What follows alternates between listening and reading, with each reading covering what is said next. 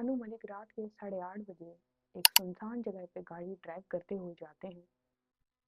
Front seat पे उनके एक लड़की बैठी होती है जो ये कहती है कि इन्होंने मेरे साथ संगीन बदतमीजी की जिससे मैं ट्रॉमाटाइज हो गई। हेलो अस्सलाम वालेकुम, मैं हूँ आयशा रहमान। सिंगर अनु मलिक, जिनकी जिंदगी एक उन्होंने पीक देखी, then suddenly criticism, me too और मुख्तलिफ कंट्रोवर्सीज का वो शिकार होते गए। अनु मलिक की अर्ली जिंदगी की बात की जाए तो इनके वालिद काफ़ी फेमस म्यूजिक डायरेक्टर थे। अनवर सरदार मलिक से अनु मलिक का सफ़र। अनु मलिक की इब्तदाई ज़िंदगी पे कुछ नज़र डालते हैं और फिर उन कंट्रोवर्सीज की जानी बढ़ते हैं जो संगीन नौयत की थी। और ऐसी कंट्रोवर्सीज के 2018 में मी टू मूवमेंट के दौरान ऐसे इल्ज़ामात किसी दूसरे सेलिब्रिटी पे नहीं लगाए गए थे। अनु मलिक के वालिद भी अपने टाइम के फेमस म्यूजिक डायरेक्टर थे। अनु मलिक की पैदाइश 2 नवंबर 1960 की है। अनु मलिक के वालिद भी काफ़ी फेमस सिंगर और डायरेक्टर थे। इनके स्टूडियो के बाहर हजारों लोग ऑडिशन देने या अपना लोहा मनवाने के लिए हमेशा मौजूद होते थे। एक ऐसी कंट्रोवर्सी जिस कंट्रोवर्सी की वजह से इनके वालिद सरदार मलिक का ताल्लुक फिल्म इंडस्ट्री से ना सिर्फ बल्कि म्यूजिक से भी दूर दूर तक खत्म हो गया। अब ये कंट्रोवर्सी इनकी लता मंगेशकर के साथ होती है। लता मंगेशकर के साथ होता कुछ इस तरह से है कि वो एक गाने की रिकॉर्डिंग कर रही होती हैं। रिकॉर्डिंग के दौरान कुछ ऐसे लिरिक्स होते हैं, लिरिक्स में वो चाहती हैं कि जो एक लाइन है वो तब्दील कर दी जाए। इस तब्दीली का जिक्र वो वहाँ पे मौजूद साहिर लुधियानवी, जो अपने टाइम के बहुत जाने माने शायर थे। लता मंगेशकर साहिर लुधियानवी को कहती हैं कि ये लाइन अगर चेंज कर दी जाए तो ज़्यादा बेहतर होगी, क्योंकि लता मंगेशकर जब भी उस लाइन पे पहुंचती हैं तो वो लाइनों में दुश्वारी हो रही होती है। ये बात लता मंगेशकर की करनी ही होती है कि आगे से साहिर लुधियानवी ऐसी बात करते हैं कि दोनों की आपस में बहस हो जाती है। इस लाइन तब्दीली का सुनते ही साहिर लुधियानवी उनको कहते हैं कि ये एजुकेटेड लोगों का काम होता है कि क्या रखना क्या हटाना होता है। ये बात सुननी थी। लता मंगेशकर भी अपने टाइम की नामवर सिंगर थी। दोनों में बहस होती है, बहस मजीद बढ़ती जाती है और जो सरदार मलिक है वो साइड पे ठहरे ये सब देख रहे होते हैं। सरदार मलिक इस तमाम तर चीज में कुछ भी नहीं बोलते। लता मंगेशकर साहिर लुधियानवी का कैरियर को तो कुछ नहीं कर सकती, लेकिन वो करती ये है कि वो सरदार मलिक से शदीद बरहम होती है और उनसे बहुत ही ज़्यादा डिस्टेंस मेंटेन कर लेती है। इस डिस्टेंस मेंटेन करने की वजह से होता ये है कि उनके जितने प्रोजेक्ट जितने मामलात होते हैं वो बंद होने लगते हैं। सरदार मलिक पे एक ऐसा वक्त भी आ जाता है कि उनको अपनी बीवी के जेवरात बेच के अपने बच्चों का गुजर बसर करना पड़ता है। अनु मलिक ये तमाम सिचुएशन देख रहे होते हैं जिनका उस टाइम जो असल नाम है अनवर सरदार मलिक है। अनवर सरदार मलिक अपने वालिद सरदार मलिक को रोता हुआ भी देखते हैं कि अक्सर वो काफ़ी ज़्यादा तकलीफ में हैं जो ये सारा सिनेरियो हुआ है। फैसला वो ये करते हैं कि अब उन्होंने अपना नाम पैदा करना है और बड़ा मुख्तलिफ तरीके से करना है। उनका मानना ये था कि जो उनके वालिद सरदार मलिक जिस तरह से काम करते थे वो उस तरह से काम नहीं करेंगे। उनके वालिद सरदार मलिक करते कुछ इस तरह से थे कि सरदार मलिक किसी के पास काम लेने के लिए नहीं जाते थे। लेकिन यहाँ पे अनवर मलिक जो बाद में अनु मलिक बने, इन्होंने ये फैसला किया कि ये हर प्रोड्यूसर के पास जाएंगे, उनको अपना गाना सुनाएंगे और उनसे काम मांगेंगे। यहाँ से इनके कैरियर का आगाज होता है। अब वो अपने पूरे स्ट्रगल में जारी होते हैं। यहाँ पे ये चीज़ बताना ज़रूरी है कि अनवर मलिक से अनु मलिक इनका नाम कैसे पड़ा। तो आशा भोसले उस टाइम इनके घर में काफ़ी आती जाती थी। तो आशा भोसले इन्हें प्यार से अनवर से अनु बुलाती थी, जो बाद में इनका नाम अनु मलिक पड़ गया। इनको पसंद आया कि अनु मलिक अच्छा नाम है। अनु मलिक अब अपने स्ट्रगल का आगाज करते हैं। स्ट्रगल करते करते इनको हंटर वाली 77 फिल्म मिलती है। हंटर वाली 77 के तमाम गाने as a music director Anu Malik को तो मिल जाते हैं, लेकिन ये फिल्म उस तरह से बॉक्स ऑफिस पे पैसा कमाने में कामयाब नहीं हुई। लेकिन यहाँ पे अनु मलिक बहुत खुश थे कि एटलीस्ट उनको कोई काम तो मिला। ये मूवी उनको रिकॉग्निशन नहीं दे सकी, बट और कुछ ना सही कोई काम तो मिला है। इस मूवी के बाद उनको एक और फिल्म ऑफर होती है, पूनम। पूनम 1991 में ये फिल्म आती है। ये भी कोई खास हिट साबित तो नहीं हुई, लेकिन इसने भी अनु मलिक को कोई ना कोई काम दिया और इसके कुछ गाने जरूर मशहूर हुए थे। इसी तमाम तर मूवीज के दौरान जो उनको पिछली दो मूवी मिलती हैं, इन्हीं में इनकी मुलाकात होती है शालिंदर से। शालिंदर से दोस्ती के बाद शालिंदर ही इनकी मुलाकात हरमेश मल्होत्रा से करवाता है। हरमेश मल्होत्रा से बातचीत होने के बाद हरमेश मल्होत्रा के साथ ही अनु मलिक ने अपने आगे कोलैब को बढ़ाया, जिसमें इनकी आपस की बात 1988, Mangal Pandey 1982 as a music director in movies में इन्होंने काम किया। अनु मलिक को छोटे बजट की मूवीज तो मिल रही थी, लेकिन अब वो तलाश में थे बड़े बजट की मूवीज की।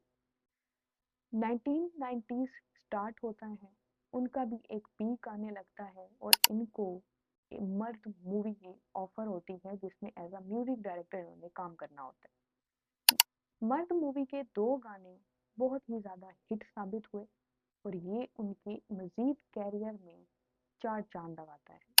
ना सिर्फ इतना ही, बल्कि 1993 में बाजीगर का गाना काली काली आंखें, इसने अपने तमाम रिकॉर्ड तोड़ दिए और ये उस टाइम का हिट साबित हुआ। अब इसके बाद अनु मलिक का कैरियर एक पीक पे पहुंच चुका था। हर तरफ से उनके पास ऑफर्स ही ऑफर्स थे। एज अ म्यूजिक डायरेक्टर हर कोई उनको कास्ट करना चाहता था कि आप हमारे मूवीज के गाने लिखें। अब ना सिर्फ काली काली आंखें, बल्कि इनको बॉर्डर फिल्म के भी एज अ म्यूजिक डायरेक्टर काम करने का कहा गया और उसके गाने भी बहुत हिट हुए। साल शुरू होता है 2000 का। अर्ली 2000 में इनको as a best music director national film award से भी नवाजा गया। 2000 का साल शुरू तो होना ही था, इनको सारी पीक मिल रही थी, जो ये स्ट्रगल करते आ रहे थे, जो फेम चाहिए था वो सब मिल रहा था, जो इनके वालिद को मिलते मिलते खत्म हो गया था। 2000 का ये साल इनके लिए अच्छा तो साबित हुआ ही, लेकिन इसके बाद से मुख्तलिफ कंट्रोवर्सीज भी इनके खिलाफ शुरू होने लगी। इन कंट्रोवर्सीज में ये बात कही जाने लगी कि अनु मलिक मुख्तलिफ गानों को चुराते हैं। उन पे दूसरी कॉम्पोजिशंस को चुराने का भी इल्ज़ाम लगने लगा, जिनमें मेरा मुल्क मेरा दिल, ये गाना इसराइल के नेशनल एंथम से मिलता जुलता है। जब अगर आप इसको जाके सुने तो आपको काफ़ी हद तक सेम नज़र आएगा। इसी तरह से पाकिस्तानी गाने कुछ और दीगर गाने कुछ और ममालिक के, उनकी जो कॉम्पोजिशन, उनकी जो टून थी, साफ नज़र आती थी कि अनु मलिक ने वो चुराई है। एक इंटरव्यू के दौरान जब उनसे पूछा गया कि आप पे ऐसा इल्ज़ाम लगता है, तो उनका ये आगे से जवाब था कि सिमिलैरिटीज़ तो हर जगह होती है, ओरिजिनल कहीं पे भी नहीं है। और इससे आगे उन्होंने ये बात की कि म्यूज़िक में नोट्स सिर्फ साथ हैं, जिसकी वजह से कॉपी तो बनती है। ये सारी कंट्रोवर्सीज बहुत छोटी कंट्रोवर्सीज। 2018 का साल शुरू होता है, पूरी दुनिया में मी टू की मूवमेंट चल रही होती है। मी टू की मूवमेंट के दौरान बहुत सी अदाकारों ने बहुत से फेमस सेलिब्रिटीज पे तो इल्ज़ाम लगाए। उसमें सबसे ज़्यादा जिस सेलिब्रिटी पे इल्ज़ाम लगे वो अनु मलिक थे। अनु मलिक पे हर दूसरी लड़की ने आके बताया, और फेमस सिंगर वो थी, कि इन्होंने हमारे साथ किस तरह से हैरेसमेंट वाले मामलात किए हैं। सोना मोहपत्रा, ये एक as a famous playback singer थी। ये कह बताती हैं कि इनकी मुलाकात 2006 में अनु मलिक से हुई थी। उस टाइम वो कहती हैं कि मैं और राम शादीशुदा थे, बट ये बात अनु मलिक को पता नहीं थी। अनु मलिक ने बहुत कोशिश की मुझ पर चांस मारने की। जब मैं अपने रेस्ट रूम में गई, वहाँ पे भी मुझे काफ़ी बुरे बुरे कमेंट्स करते थे, कॉल्स करते थे, जो कि मैं मुकम्मल तौर पे इग्नोर करती थी। और ये भी टाइम आया कि मैंने उनकी कॉल्स रिसीव करना भी छोड़ दी। सिर्फ इतनी कंट्रोवर्सी नहीं, बल्कि इससे भी आगे कि 2011 में एक टैलेंटेड सिंगर सुमन श्रीधर, इन्होंने एक गाना गाया था। इस गाने से अनु मलिक बहुत मुतासिर हुए और वहाँ पे इनको इनके स्टूडियो मैनेजर का नंबर दिया गया। ये बहुत खुश होती हैं कि ये एक अच्छा मेरे लिए बेनिफिट साबित हो सकता है और मेरे कैरियर में मुझे मजीद पीक मिल सकती है। ये वो नंबर रिसीव करती हैं और इनको अनु मलिक अपने स्टूडियो बुला लेते हैं। जैसे ही ये स्टूडियो पहुंचती हैं तो ये बताती हैं कि मैं वो गाना जो इन्होंने मेरे से गवाना था वो मैं कह रही होती हूँ, लिरिक्स पढ़ रही होती हूँ, सामने अनु मलिक अपने काउच पे लेटे हुए हैं और वो जिस नज़रों से देख रहे हैं वो बहुत ही अनकंफर्टेबल था। वो कहती है कि फ़ौरन ही वहाँ से मैं भागी और उसके बाद मैंने फिर कभी भी इनसे रब्ता नहीं किया। सिंगर श्वेता पंडित बताती हैं कि जब वो सिर्फ 15 साल की थी, किस तरह से उनको हैरेसमेंट का सामना करना पड़ा अनु मलिक की जानिब से। वो कहती है कि स्टिल अभी तक ये मेरी एक मेमोरी पे बहुत बड़ा दाग है। मैं अभी भी उस चीज़ से बाहर नहीं निकल पा रही कि वो उनकी बेटी की उम्र की थी जब अनु मलिक ने उन पे ऐसा उनको हैरेस किया। मोहपत्रा और नेहा भसीन ने भी इनको प्रेडेटर तक, वहशी तक कह दिया, जबकि अनु मलिक ने इन तमाम इल्जामात को डिनाई किया कि इनमें कोई भी सच्चाई नहीं है। और उस टाइम के काफ़ी सिंगर्स भी इनके स्पॉट में आते रहे, जैसे कि सोनू निगम हो गए, उसके साथ हिमा सरदेसाई हो गई और कुछ और भी नामवर सेलिब्रिटीज थी जो इनके स्पॉट में आई। अब इन सारी कंट्रोवर्सीज के चलते इंडियन आइडल 10 से जब ये एज अ जज काम कर रहे थे, इनको फौरन ऑफ एयर कर दिया गया। सीजन 10 तो इंडियन आइडल का सुकून से गुजर गया। जब सीजन 11 का टाइम आया तो इनको दोबारा से एज अ जज कास्ट किया गया। इस टाइम अभी ये जज की कुर्सी पे ही थे कि दोबारा से सोशल मीडिया पे एक ट्रेंड चलने लगे इनके खिलाफ कि चैनल वालों को फिर दोबारा से इनको निकालना पड़ा। और इन्होंने ये रीज़न अपनाई कि मैं अभी इस पोजीशन में नहीं हूँ कि मैं इस रोल को जज काम कर सकूं, इस वजह से मैं कुछ टाइम के लिए ऑफ एयर हो रहा हूँ।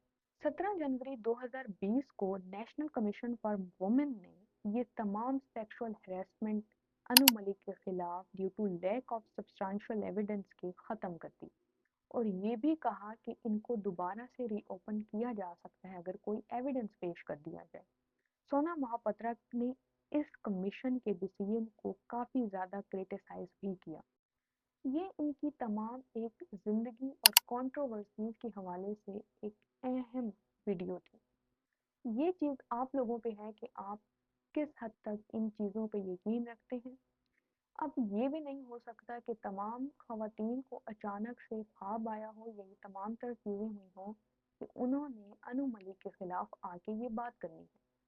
क्योंकि मैंने आपको ये बात पहले भी बताई है कि 2018 में अनु मलिक वो वाहिद सेलिब्रिटी थे जिन पे काफ़ी ज़्यादा एलिगेशन लगे।